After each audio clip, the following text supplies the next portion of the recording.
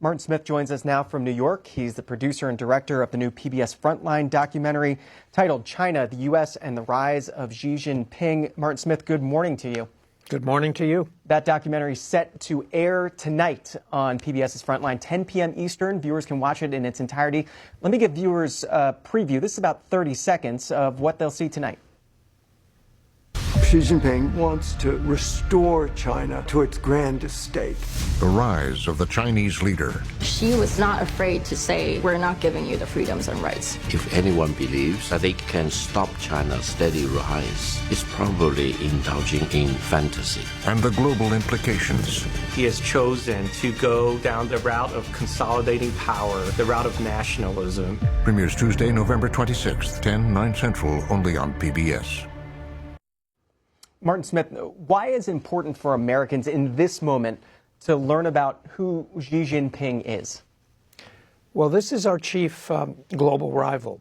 And we have a new president or a returning president coming into the White House, and it will be foremost on his agenda to figure out how he wants to deal with Xi Jinping. And so we took it upon ourselves to help our audience understand who he is, where he came from, what shaped him into the man he is today.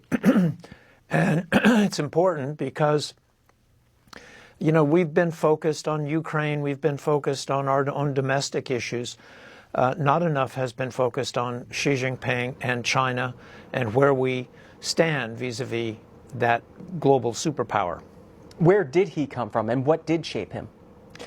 He was born into the China of Mao, and in the midst of that upheaval that marked Mao's, time in office, Xi Jinping was affected by so much that happened. His own father was a fellow communist revolutionary along with Mao. He was put into a high office once the revolution succeeded in 1949, and then not long after that, as happened to many politicians of all stripes, Mao decided he didn't trust him.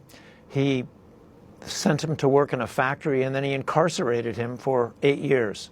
That was when Mao was just a child. I mean, that's when Xi Jinping was just a child, and then Xi Jinping himself was subjected to what's called struggle sessions, where you're put in a dunce cap and you're put in front of thousands of people and humiliated, derided, denounced. His own mother denounced him.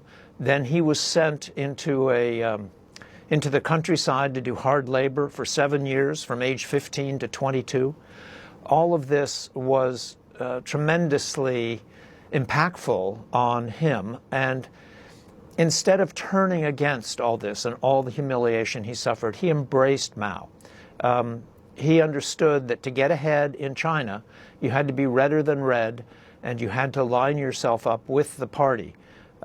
So he emerged from all that, saying in an interview that we have a clip of in the program that his time in the countryside and all of that was something that was good for him. It was a tremendously stressful time. His own half-sister committed suicide. His father was in prison. He was doing hard labor with peasants. He tried to escape. His family sent him back.